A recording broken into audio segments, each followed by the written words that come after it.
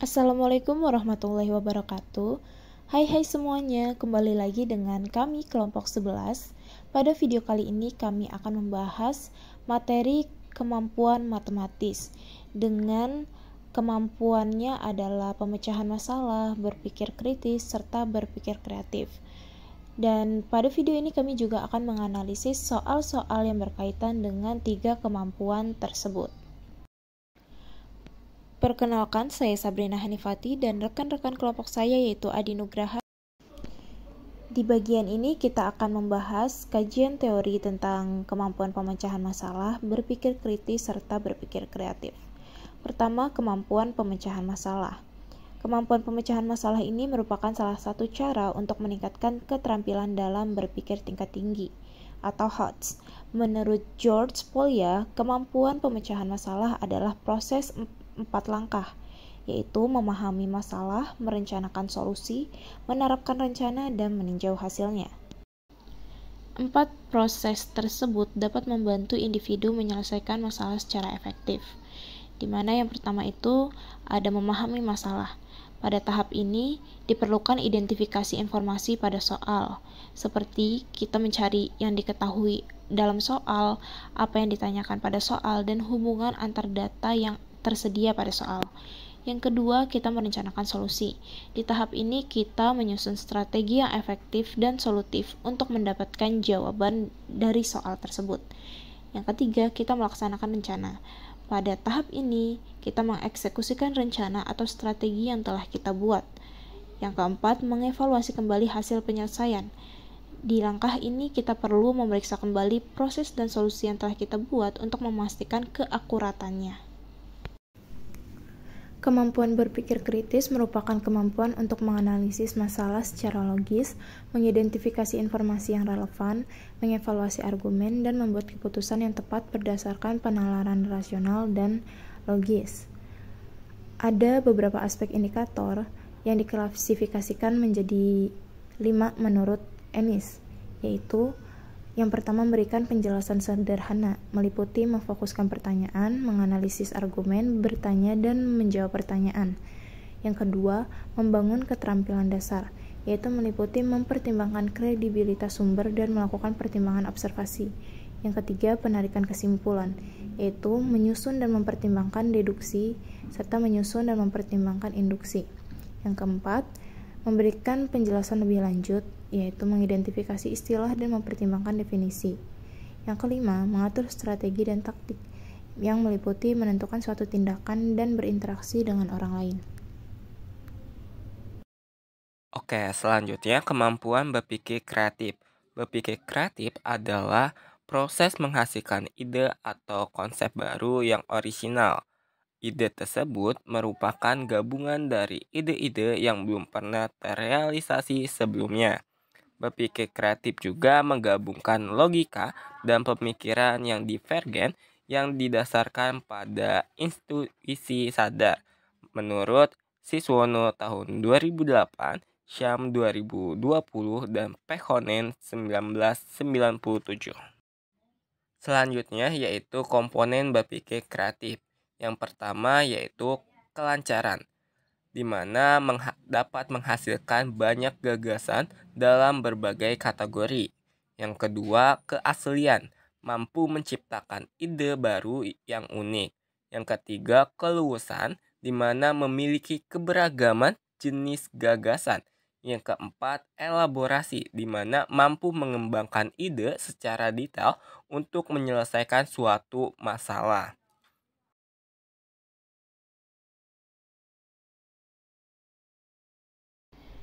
Baik, kita sudah masuk pada tahap analisis soal tentang 3 kemampuan yang sudah kita bahas di awal. Di soal pertama ini, yaitu seorang peternak ingin membeli maksimal 10 ekor kambing dan sapi. Harga 1 ekor kambing itu adalah 2 juta rupiah dan 1 ekor sapi 5 juta rupiah. Uang yang tersedia sebesar 30 juta rupiah. Tentukan kombinasi maksimum kambing dan sapi yang bisa dibeli agar jumlah hewan terbanyak. Sumbernya dari buku matematika kelas 8 SMP kurikulum 2013 revisi, bab sistem persamaan linear 2 variabel. Identifikasi kemampuan pada soal ini adalah pemecahan masalah matematis. Jadi soal ini termasuk soal pemecahan masalah. Masuk pada penyelesaian soal, di langkah pertama kita definisikan dulu variabelnya. Misalkan X itu adalah jumlah kambing dan Y itu jumlah sapi. Di langkah kedua, kita susun kendala dari soal. Pertama, maksimum total hewan itu adalah sapi dan kambing itu tidak boleh lebih dari sama dengan 10. Kedua, biaya pembeliannya adalah karena harga kambing adalah 2 juta dan harga sapi adalah 5 juta, maka kita bisa tuliskan bentuk matematisnya adalah 2x tambah 5y tidak lebih dari sama dengan 30, maksudnya ini 30 juta. Lalu syarat lainnya yang adalah bahwa x lebih besar dari sama dengan 0 dan y lebih besar dari sama dengan 0. Kenapa? Karena hewan tidak mungkin bernilai negatif. Lalu pada langkah ketiga, kita menyusun tujuan. Kita maksimalkan jumlah kambing dan sapi, yaitu x tambah y. Lalu pada langkah keempat, kita uji titik pojok dari sistem pertidaksamaan. Kita akan coba kombinasi nilai x dan y yang memenuhi semua kendala. Bisa dilihat pada tabel, x-nya itu 0, y-nya 6. Berarti x itu adalah kambing, y itu adalah sapi. Jumlah kambing itu 0, jumlah sapi itu 6. Maka x tambah y adalah 6. Lalu kita masukkan x dan y ini dalam persamaan 2x tambah 5y, yaitu hasilnya 30. Lalu sampai ke bawah kita mendapatkan hasil seperti pada tabel. Pada langkah kelima, kita pilih solusi maksimum yang memenuhi syarat, di mana nilai maksimumnya adalah x tambah y itu sama dengan 10, maka jumlah sapi dan kambing itu harus 10. Dapat dicapai dengan beberapa kombinasi, misalnya kambingnya 7, sapinya 3, atau kambingnya 8, sapinya 2, atau kambingnya 9, sapinya 1, atau kambingnya 10, sapinya 0. Namun semuanya tetap dalam batas total biaya, yaitu maksimalnya adalah 30 juta dan jumlah hewannya harus kurang dari sama dengan 10. Mohon maaf. Nah, maka jawaban yang benar, yang tepat dari hasil tabel yang sudah kita buat yaitu salah satu kombinasi yang terbaik adalah 7 kambing dan 3 sapi yang memberikan jumlah hewan maksimumnya itu 10 ekor dengan total biaya 29 juta. Itu masih masuk dalam batas anggaran yaitu 30 juta. Alasan dari soal ini adalah soal yang berkaitan dengan pemecahan masalah, karena soal ini menuntut peserta didik untuk memahami situasi nyata, mengubahnya menjadi bentuk matematis, lalu menyelesaikannya. Nah, dalam proses penyelesaian soal ini itu diperlukan kemampuan pemecahan masalah, yaitu melalui kemampuan menganalisis informasi yang tersedia serta menerapkannya untuk mendapatkan nilai dari variabel yang tidak diketahui, lalu untuk menentukan solusi hasil yang paling menguntungkan. Masuk ke soal nomor 2, yaitu jika A lebih besar dari B, maka A kuadrat lebih besar dari B kuadrat. Apakah pernyataan tersebut selalu benar untuk semua bilangan real? Jelaskan pendapatmu. Sumber berdasarkan latihan asesmen kompetensi minimum numerasi SMA. Penyelesaian soal pernyataan, yaitu jika A lebih besar dari B, maka A kuadrat lebih besar dari B kuadrat. Itu tidak selalu benar.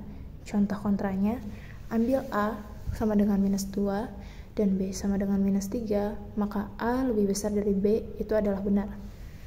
Tapi A kuadrat sama dengan 4, B kuadrat sama dengan 9, yang artinya A kuadrat lebih kecil dari B kuadrat. Jadi pernyataan itu tidak selalu benar. Itu hanya berlaku jika A dan B positif, atau jika keduanya tidak melintasi 0. Pernyataan itu hanya benar untuk bilangan positif. Alasannya adalah siswa diminta mengevaluasi validitas logika dari pernyataan matematika dengan mempertimbangkan contoh kontra dan aturan aljabar. Ini menuntut analisis logis, bukan hanya perhitungan. Soal dari angka 1 sampai 9, pilih 3 angka berbeda sehingga jumlah ketiganya genap dan salah satu dari antaranya harus memiliki bilangan ganjil terbesar dari ketiga angka tersebut. Tentukan semua kemungkinan kombinasi angka yang memenuhi syarat tersebut. Oke, soal tersebut dapat dari sumber OSN Matematika SMP tingkat Kabupaten Kota tahun 2019. Oke, untuk penyelesaian soalnya, langkah pertama yaitu memahami syarat, di mana pada soal tersebut kan dipilih 3 angka berbeda dari angka 1 sampai 9. Jumlahnya itu harus genap. Dan salah satu angka adalah bilangan ganjil terbesar di antara ketiganya. Oke, langkah kedua yaitu gunakan sifat dasar bilangan ganjil dan genap. Oke, jika jumlah ketiga bilangan ganjil dan genap itu, kalau angkanya itu ganjil tambah ganjil tambah ganjil, pasti hasilnya kan bakal ganjil. Terus kalau misalnya ganjil tambah genap, pasti hasilnya bakal genap. Terus yang ketiga itu, kalau misalnya kemungkinan ketiga itu genap tambah ganjil, pasti hasilnya bakal ganjil. Sedangkan untuk syarat yang pertama itu harus jumlahnya itu harus genap. Berarti kita mempunyai satu kemungkinan, yaitu ganjil tambah genap. Jadi kombinasi yang harus dibuat yaitu 2 ganjil ditambah 1 genap. Oke, langkah ketiga yaitu cari semua kombinasi 3 angka dari 1 sampai 9 terdiri dari 2 bilangan ganjil dan 1 genap. Lalu pastikan salah satu ganjil itu adalah yang terbesar dari ketiganya. Contoh, kita ambil angka ganjil 3, 5, 7, dan 9. Angka genapnya 2, 4, 6, 8. Oke, kita coba kombinasikan menjadi 3 angka, yaitu pertama ada 3, 5, 2. Jumlahnya itu 10. Angka ganjil terbesar yaitu 5, itu kan benar ya. Antara 3 dan 5 angka ganjil terbesar yaitu 5. Terus 3, 9, 4, jumlahnya itu 16. Berarti bilangan ganjil terbesar yaitu 9, karena 9 juga terbesar dari 3 gitu. Terus kita bisa kombinasikan antara 1, 5, 8, jumlahnya itu 14. Bilangan ganjil terbesarnya yaitu 5. Oke, lanjut. Ada 5, 7, 2, jumlahnya itu 14. Bilangan ganjil terbesarnya itu 7, itu benar ya. Terus 3, 7, 6, jumlahnya itu 16. Bilangan ganjil terbesar itu 7, itu benar. Selanjutnya 1, 9, 4, jumlahnya itu 14. Angka ganjil terbesarnya itu 9, itu benar. Jadi di sini tuh siswa perlu mengeksplorasi dan menyusun semua kemungkinan tersebut. Ini menunjukkan kemampuan berpikir kreatif siswa karena harus mengenali pola angka, terus harus menyaring berdasarkan 3 kondisi, terus menyusun beberapa kemungkinan solusi yang sah. Kayak berikut sebagian dari solusi yang benar.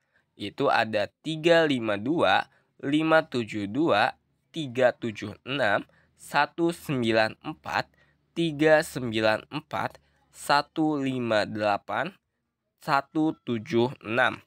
Semua memiliki jumlah genap dan memenuhi syarat bahwa bilangan ganjil terbesar adalah yang terbesar dari ketiganya. Di sini identifikasi kemampuannya yaitu berpikir kreatif. Oke, kenapa itu termasuk berpikir kreatif? Siswa diminta mengeksplorasi berbagai kemungkinan kombinasi angka dari himpunan terbatas. Soal ini tidak memiliki satu rumus baku, namun siswa harus menyusun strategi eksplorasi, mencoba pola, dan menyaring solusi berdasarkan beberapa syarat yang saling berkaitan, dan butuh fleksibilitas berpikir dan kemampuan menghasilkan beberapa kemungkinan solusi yang sah.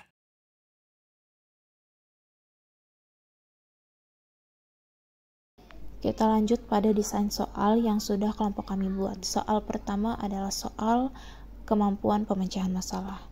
Soalnya adalah Taman Bunga Bu Yani berbentuk persegi dan Taman Bunga Bu Rika berbentuk persegi panjang. Ukuran panjang Taman Burika yaitu 5 meter lebihnya dari panjang sisi Taman Buyani, sedangkan lebarnya 2 meter lebihnya dari panjang sisi Taman Buyani. Jika diketahui luas Taman Burika adalah 40 meter persegi, tentukan luas Taman Buyani. Kita masuk pada penyelesaian masalah, yaitu langkah pertama memahami masalah. Diketahui Taman Buyani itu berbentuk persegi, Taman Burika berbentuk persegi panjang, dan panjang Taman Burika itu adalah 5 meter lebih panjang dari sisi Taman Buyani. Lebar Taman Burika adalah 2 meter lebih lebar dari sisi Taman Buyani. Luas tamannya adalah 40 meter persegi, Taman Burika. Nah, kita ditanya berapakah luas Taman Buyani. Lalu kita cari hubungan antar datanya, yaitu diketahui jika sisi Taman Buyani itu adalah X, maka panjang Taman Burika itu adalah X tambah 5, lebar Taman Burika itu adalah X tambah 2, maka luas Taman Burika itu adalah X tambah 5 dikali X tambah 2. Di langkah kedua kita akan merencanakan solusi, di mana kita buat persamaan berdasarkan rumus luas persegi panjang, yaitu luas dikali panjang kali lebar. Luasnya 40 sama dengan panjangnya itu adalah X tambah 5, lebarnya itu X tambah 2. Itu didapat dari hubungan antar data yang sudah kita cari tadi. Atau bisa kita tulis X tambah 5, X tambah 2 sama dengan 40. Kita kembangkan persamaannya hingga mendapatkan hasil X kuadrat ditambah 7X kurang 30 sama dengan 0. Lalu pada langkah ketiga kita akan menyelesaikan rencana. X kuadrat ditambah 7X kurang 30 sama dengan 0. Kita akan mencari nilai X-nya. Kita sederhanakan menjadi X tambah 10, X kurang 3 sama dengan 0. Kenapa? Karena 10 dikurangi 3 itu adalah 7, dan 10 dikali minus 3 itu adalah minus 30. Maka didapatlah X-nya hasilnya minus 10, dan X-nya sama dengan 3. Kita pilih X sama dengan 3, dan X sama dengan 10 kita abaikan. Kenapa? Karena tidak mungkin panjang sisi itu adalah negatif. Jadi dapat disimpulkan bahwa sisi Taman Buyani itu adalah 3 meter. Maka luas Taman Buyani adalah, karena bentuk Taman Buyani adalah persegi, maka luasnya adalah S kuadrat, di mana 3 pangkat 2 atau 3 kuadrat hasilnya adalah 9 meter persegi. Maka luas Taman Buyani adalah 9 meter persegi. Lalu langkah keempat kita akan evaluasi hasil penyelesaian. Kita akan periksa kembali panjang Taman Burika apakah benar 8 meter. Kita masukkan dari rumus persamaannya, yaitu X tambah 5 tadi, lalu X-nya itu nilainya 3, tambah 5 hasilnya 8 meter, maka benar panjang Taman Burika itu adalah 8 meter. Lalu lebar Taman Burika itu adalah tadi X tambah 2, maka masukkan X-nya itu 3 tambah 2, 5 meter, maka benar panjangnya adalah 5 meter lebarnya. Lalu luasnya adalah P kali L, 8 kali 5, 40 meter persegi, maka sesuai dengan yang diketahui pada soal. Maka jawaban sudah tepat dan sesuai logika. Lalu di sini ada rubrik penilaian soal pemecahan masalah yang sudah dibuat dengan kriteria menurut langkah Polya, yaitu ada memahami masalah, merencanakan solusi, melaksanakan rencana, dan mengevaluasi kembali hasil penyelesaian. Dengan deskripsi penilaiannya sebagai berikut ini, lalu dengan skor maksimalnya sebagai berikut yang tertera pada tabel. Kita masuk ke desain soal kedua, yaitu kemampuan matematis yang diwakili adalah berpikir kritis. Uraian soal, seseorang mengatakan jika X kuadrat sama dengan Y kuadrat, maka X sama dengan Y. Apakah pernyataan tersebut selalu benar untuk semua bilangan real? Jelaskan pendapatmu. Penyelesaian soalnya, kita masuk ke pernyataan, yaitu jika X kuadrat sama dengan Y kuadrat, maka X sama dengan Y. Itu tidak selalu benar. Kenapa? Kita ambil contoh kontra, misalnya X sama dengan 3 dan Y minus 3. X kuadrat sama dengan 9, Y kuadrat sama dengan 9. Itu artinya X kuadrat sama dengan Y kuadrat itu adalah benar. Tetapi X tidak sama dengan Y karena 3 tidak sama dengan minus 3. Jadi pernyataan tidak selalu benar karena bisa juga X sama dengan minus Y. Pernyataan hanya benar jika keduanya dipastikan bernilai non-negatif. Misalnya jika dikatakan X, Y tidak sama dengan 0. Rubrik penilaian soal berpikir kritis. Kriteria yang pertama itu merumuskan permasalahan dengan jelas dengan skor maksimal 20. Lalu yang kedua mengungkapkan fakta atau mendasari argumen dengan benar, nilainya adalah 25. Menentukan argumen logis dan konsisten skornya 25, lalu memberikan contoh kontra atau dukung yang valid, nilainya 20, menyimpulkan dan mengevaluasi hasil secara tepat, skor 10. Selanjutnya desain soal. Di sini saya telah membuat soal. Gunakan angka 1, 3, 4, dan 6. Masing-masing hanya boleh dipakai satu kali. Dan gunakan operasi matematika apapun. Boleh tambah, kurang, kali, bagi, pangkat, tanda kurung, dan lain sebagainya. Untuk menghasilkan hasil akhir 24. Dimana tugasmu itu yaitu temukan sebanyak mungkin cara berbeda untuk membentuk angka 24 dari keempat angka tersebut. Lalu pilih satu cara yang menurutmu paling kreatif atau tidak biasa dan jelaskan mengapa kamu memilih cara tersebut. Untuk penyelesaian soalnya kita bisa langsung buat aja di sini solusi-solusi yang memungkinkan. Kayak tadi kan di situ ada angkanya itu kan 1, 3, 4, 6 ya. Dari 4 angka itu harus masuk semuanya dan hanya boleh digunakan satu kali aja. Oke, solusi pertama yang kita buat di sini 6 dibagi buka kurung 1 dikurang 3/4 tutup kurung. Oke, sama dengan 6 dibagi 1/4. Oke, itu kan 6 dibagi 1/4. Jadi bisa kita tulis itu kayak 6/1/4 atau kita kalikan berarti jadi 6 kali 4/1 sama dengan 24. Oke, untuk solusi pertama ini benar ya. Oke, kita bisa membuat solusi yang lain. Solusi kedua yaitu buka kurung 6 dikali 4 ditambah 3 dikurang buka kurung 3 dikurang 1. 6 dikali 4 yaitu 24, 3 dikurang 1 itu 2. 24 tambah 2 itu 26.